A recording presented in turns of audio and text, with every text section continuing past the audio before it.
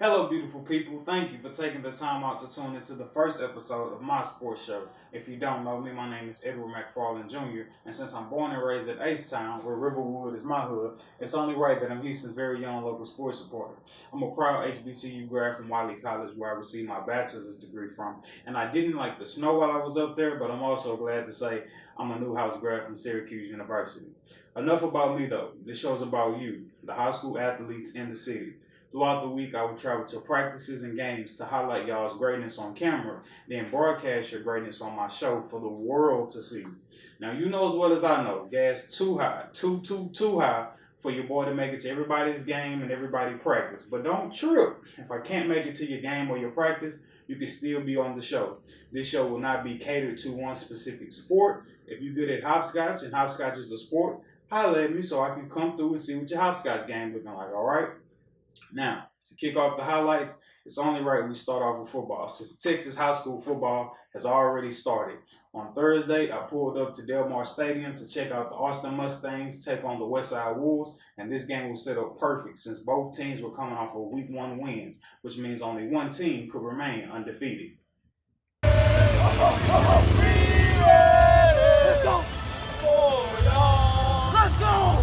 Anytime you hear that chant, you know it's about to go down.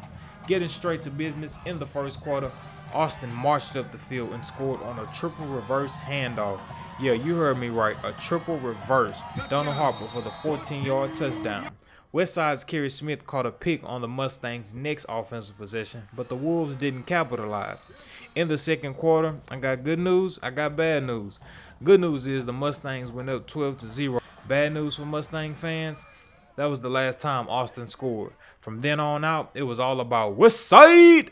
A pick by the Wolves senior DB John Joseph set up this 50-plus yard run by Ty Murray, and the Wolves finished off the drive with a 7-yard touchdown by Akeem Benjamin. Westside down 12-6 to start off the second half, and just like that, they took the lead with a 22-yard touchdown by Christian Rogers. In the fourth, up 16-12 after a field goal, the Westside Wolves capped off the game with a 52-yard touchdown pass from Prince Akeem to Kerry Smith. This was Smith's first time catching a pick and a touchdown pass in the same game. I was just energetic. We've been looking over their film since like Monday, so I've been looking for it.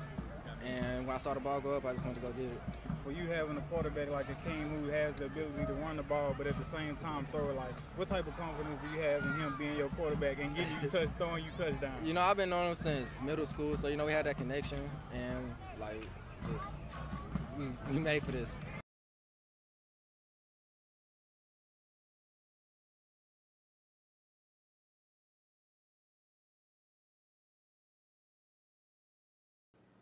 Taking a quick step away from football, don't panic, we'll get back to it. Like I said, this show isn't just about catering to one sport.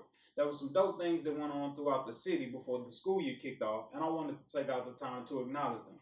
For tennis, MacArthur's Carlos Bonilla and Alyssa Davilla became a part of the United States Tennis Association after being standouts at the Copperfield 2-day challenge tournament.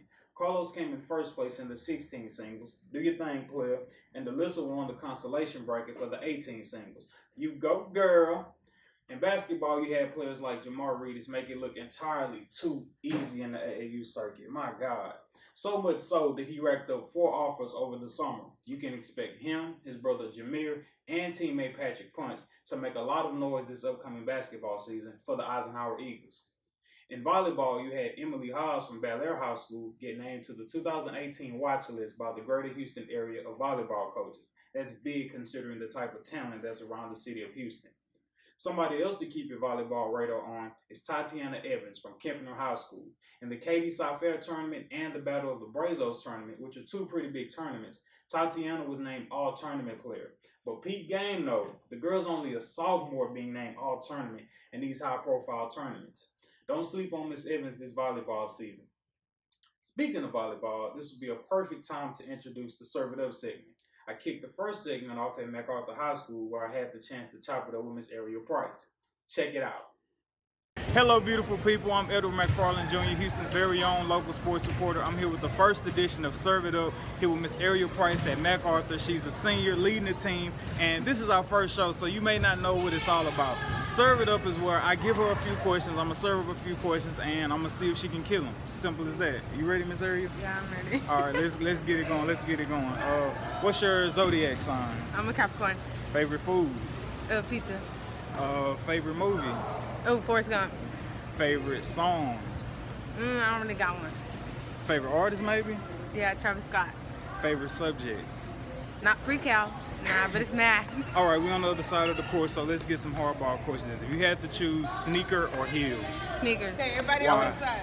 I work at Foot Locker. Favorite brand? Favorite brand, Nike. No, I'm starting to like Adidas. Most kills you had in the game? Probably 15 to 20. That's pretty good. That's pretty good. That's all we had. We made it on the other side of the court. Miss Ariel, I thank you so much for your time. You can be looking out for her in a gym near you, killing it.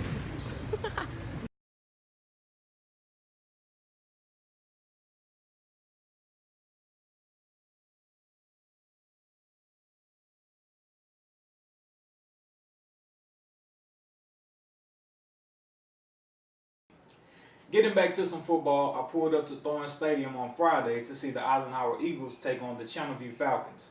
And to be honest, if you're a Channelview fan, you should probably change the channel, because this game did not go in your favor. Eisenhower dominated the game, winning 41-7. Junior quarterback Christian Sims and senior receiver Jashawn Palmer were the stars of the game. The two connected on 2 passing touchdowns, one of which was for 47 yards. Both players had career-high games. Sims threw 7 for 10 for 215 yards and 4 touchdowns, while Palmer had 2 passing touchdowns and a rushing touchdown. The thing I'll say that allowed us to have such a great game, our focus, our meetings. We have back-to-back meetings in the morning, meetings after practice, just us getting at it, hard working. Is it safe to say to Swoop Nation that this is the first of many games like this? Yes, sir. Swoop. How did you be able to just stay on top, not take your foot off the gas throughout the game? Coach kept us focused in the locker room, told us don't give up, and I wanted to go for 5. They took me out the game. What were you seeing out there tonight, being able to connect with all your receivers? Well, we've been working on it at practice a lot, and I just seen the mismatch. For you, with a big win like this, do you try to build off this big win, or do you just wipe the slate clean and just try to focus on doing something different to be the new team next week? Try to build off of it, do better next week. Even though we won, we still have mistakes. Don't go nowhere. I still got some greatness I want to talk to you about. The greatness I want to highlight now doesn't have to do with being great in a game, but it's about 2 young men and their ability to succeed beyond the game of basketball that they love. Brandon and Tyreek are 2 young men who graduated from Cypress Springs. They played basketball together, but though they were not presented with the opportunity to play college ball, they didn't let that prevent them from being successful in life. At 19 and 18 years old, Brandon and Tyreek are some of the youngest representations of what being more than an athlete is all about. When the ball started bouncing in high school, the 2 friends came together to build their own company known as Billionaire Visions, which is a hybrid between athletic training and film. The company is geared towards helping athletes like you train, and also geared towards helping you gain exposure.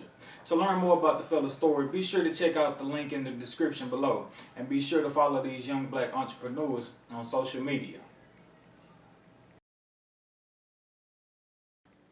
I'm sure by now you noticed this isn't your average high school sports show. That's because I don't intend for this show to be average. This show is my attempt to raise the bar in high school sports coverage. You student athletes are great, and as a sports reporter who takes pride in his work, I wanted to create a platform to highlight your greatness. I'm going to strive for greatness and covering you out to the best of my ability. I promise you I am. In return, all I ask is that you great in the classroom, at practice, and in the game. If I'm being great with the coverage and you being great in those 3 areas, it's only a matter of time before you blow up. Like I said at the top of the show, it's about you. Hit the subscribe link and be sure to come back and holler at me. You stay on your grind and I'll do the same. See you next week.